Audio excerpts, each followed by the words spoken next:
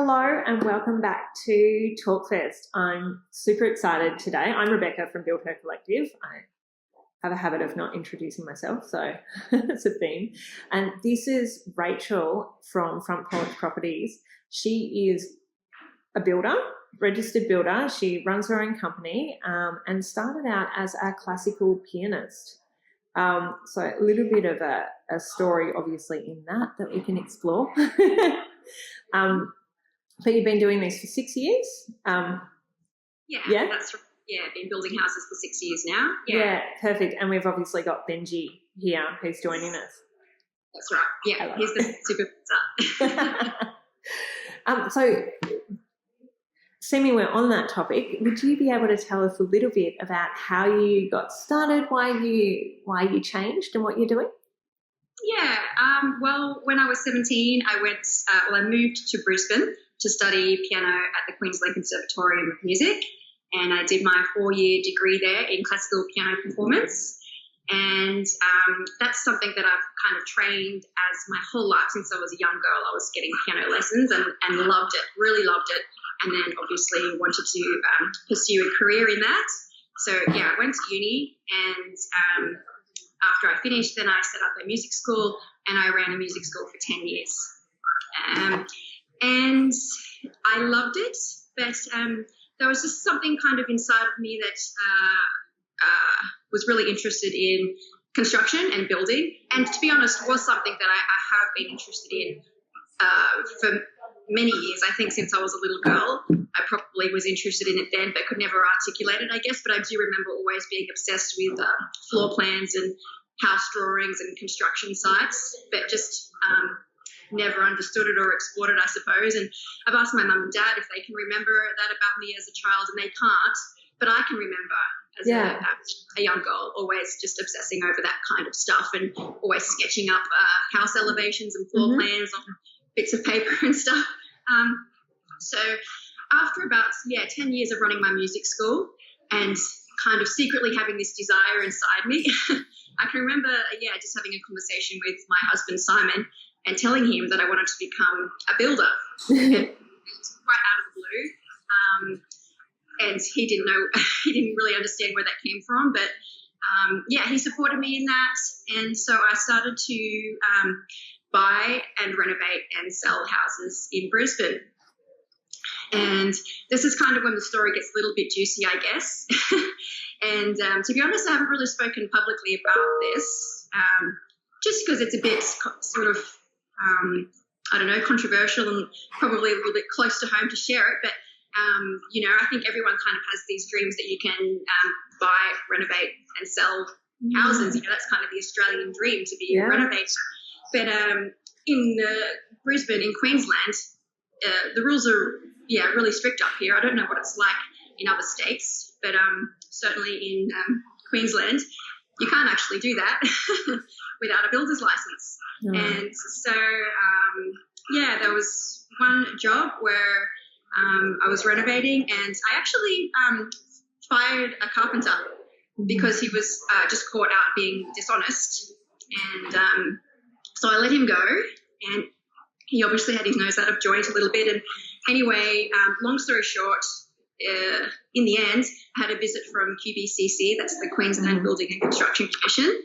And, really quick summary is that I got in major trouble because I was, I guess, operating as a builder without a builder's license. And quite truthfully, I had no idea that I was doing anything wrong, but had to learn a very hard lesson at that point. And they came down very, very hard on me. This was years ago now.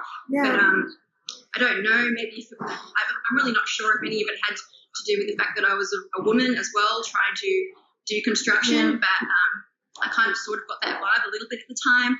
But I had to pay some heavy fines, and I was actually also taken to court. So awesome. Yeah, so pretty serious, and that really threw me and my husband as well. Quite a stressful 6 months or so going through that ordeal. But, it would be really bad. Yeah, and I can remember Simon saying to me at that point, okay, maybe, let's move on from this because this is too much. And, I think he probably would have liked me just to move on from this. But I've already been sort of running my business now, and the first house I bought and sold did really, really well, and it got a lot of exposure on the internet, and my business built up momentum extremely fast, and people were calling me to be involved in building their dream family homes. So, so for me, it was an option to back out. Yeah. But I obviously had to stop and really check myself and stop and get all of my ducks in a row. Yeah. So that's the point at which I went back and started to study it again to get my formal technical qualifications. And then I had to go through the whole process of getting my 4 years program management, which is the requirements in Queensland in order to then go and apply for your license. So again, really long story short, I went through that whole debacle, went back and studied, was still running my business, was studying at night school. So I would get home from work, running job sites at 5 p.m., quickly, eat some dinner and then go off and study at night school, getting home at 10:30 every night, 5 days a week, and then every other Saturday as well. Because I was committed to just finishing my qualifications as quickly as physically possible so that I could apply to get my builder's license. For me, it was also a pride thing. I really wanted to have my own builder's license and to have me that. Too.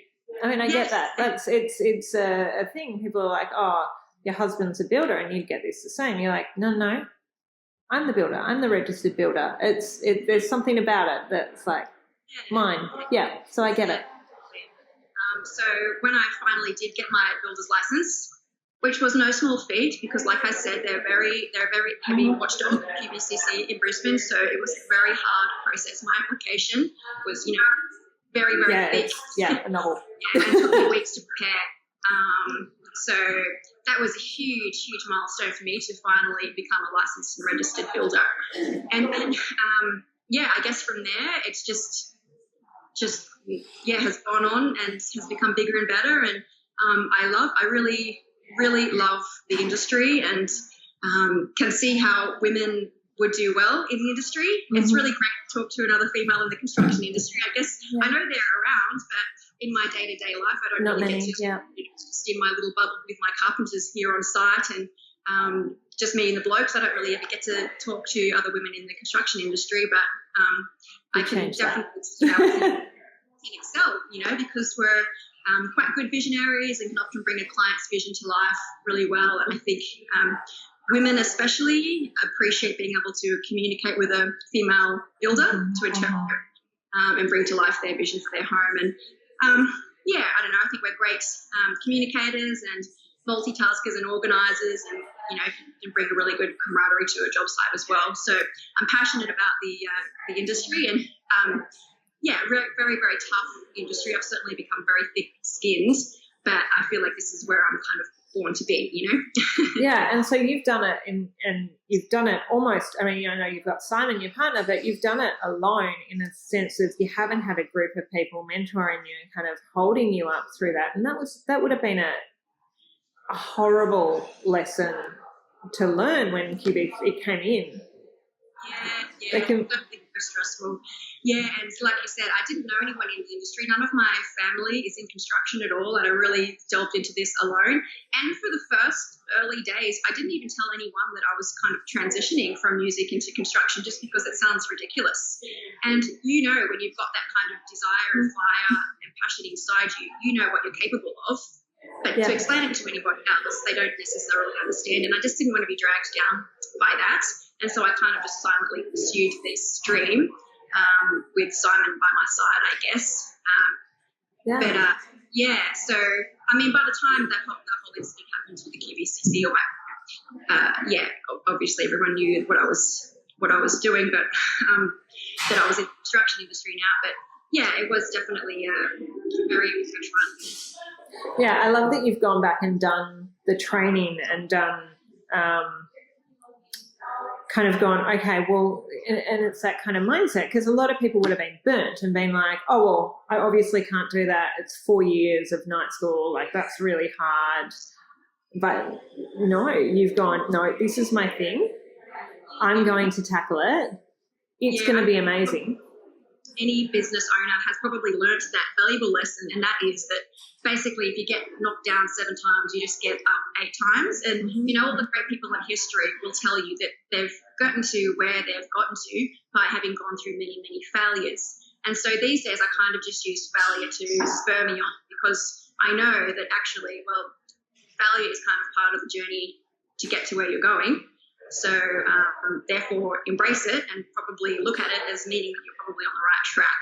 So whereas, I think it's quite easy if you're struck by failure, you just want to give up, and just bury yourself in the corner and hide under a pillow or whatever. But being anxious to learn that's part of it, and that's fine. It's a really good lesson, I think.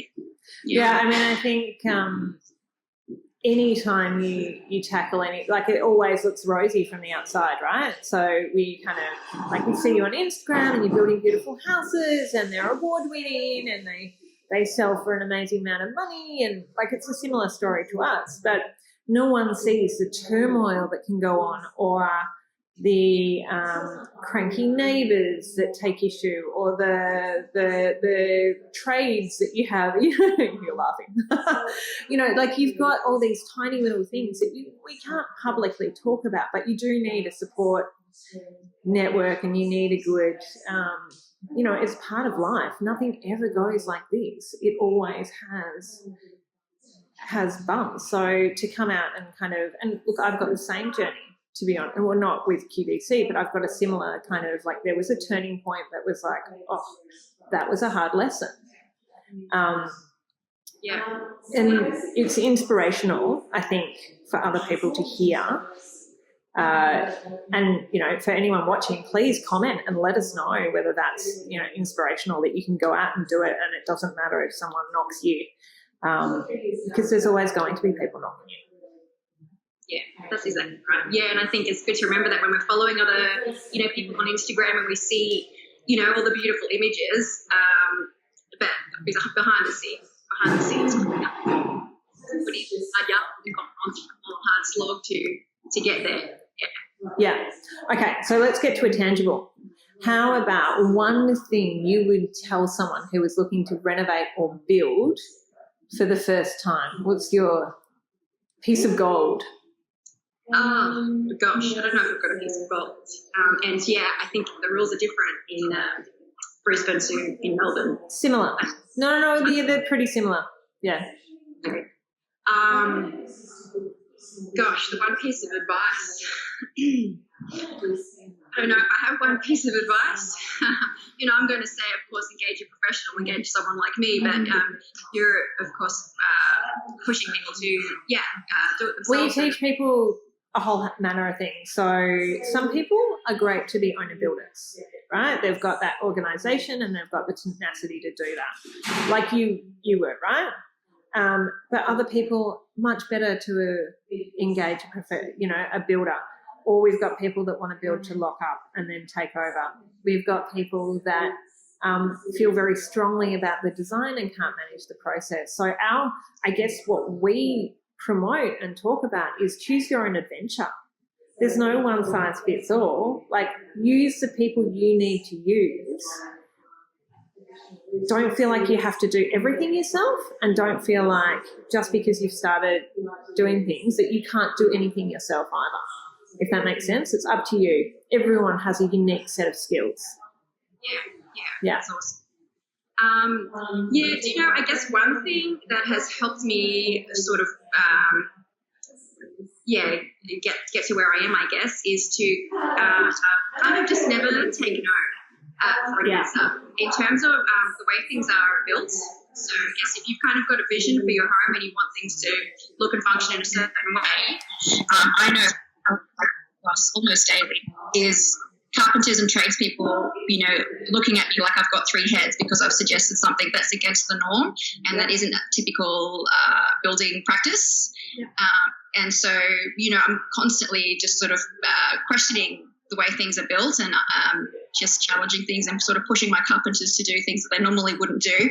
Of course, it has to, we've got certifiers and engineers that come to site and inspect everything. So everything, of course, has to be built to Australian standards. But, daily, I'm just thinking of ways I'd like things to look and function that are different to the way things are normally built here in Australia, because, my building company kind of specialises in like a more American style homes. Yeah. So things are built a little bit differently. So I guess that's one big piece of advice is just don't take no for an answer. And even if the tradespeople look at you like you have no idea, just push through, because there always is another solution outside the box. There's more ways to skin a cat, so to speak. Exactly right. Yeah. The other thing I'd add to that would be when you're understand why they're saying no. So if someone's saying no to you and they're like, oh, no, it can't be done. Okay, why? Oh, because I've got a beam there. Like, okay, why? Why can't it move? So once you fully explore it, often those no's will naturally come around to a yes. And you're right. Like if you don't kind of go into that and if you just go, oh, he said no, I can't do it, then you don't get those great outcomes. I mean, we just, tiled some concrete table legs and they're like, no, you can't do it like that. I'm like, why? Oh, well, I guess you could, but I don't want to. That's more what it's about. Not just that they've never done it before, so they think that it can't be done. But, yeah. No, so that's a great piece of advice. And on a less tangible but more, I guess, what to you makes a house a home? Yeah, the kind of part of my design and building philosophy is to stick to what's classic and steer away from what's trendy. That's the most important thing to me, is because I think it's easy to sort of get stuck on trends, things that look really cool now, but they're going to date. So I just try and stick to things that I know are classic and that in 10, 15, 20 years' time still look beautiful. That's especially important, I think, with street appeal. So, I love sticking to traditional shapes. Yeah. They're still modern looking and have all the, clean lines and sophistication of a modern home, but they stick true to traditional shapes. Yeah. I use a lot of gables and all that, very American style. And that's just because I know that they're always going to be in fashion, and that a house built like that is still going to look great and also, probably more importantly, retain its value in 20 years' time, rather than looking daggy in 10 years' time and no longer, having lost dollars in value. So, and I think we'll put a link to Rachel's business, and there's obviously a bio below this that you can have a read of, and a link to some of the homes she's built. And they're beautiful. They're very classic. So we've got different, Rachel and I have very different styles, but I think we've got a very similar philosophy, right? So we're building homes to last, and by the look of your homes, they're really considered from the user's perspective. Like, how is someone best going to live here?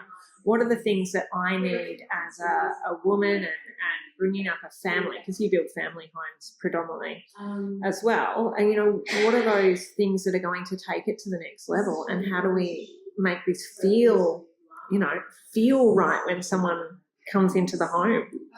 And that's why so much importance on that front facade, because that is like when you come home, that's what you're seeing. Yeah, it's beautiful. A bit obsessed with street appeal. I just think it's so important. Like you said, first of all, to come home to a really beautiful home, but then for monetary reasons, just to retain its value. Street appeal is pretty key to me. Yeah.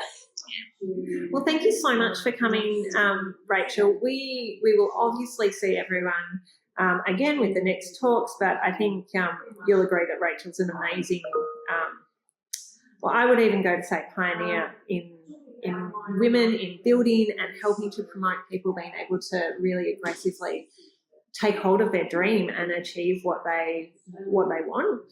Just a quick reminder that we have a webinar coming up on April the 4th, where we'll go through our one counterintuitive strategy, which helps us get into homes that we love and build them with a good price and value.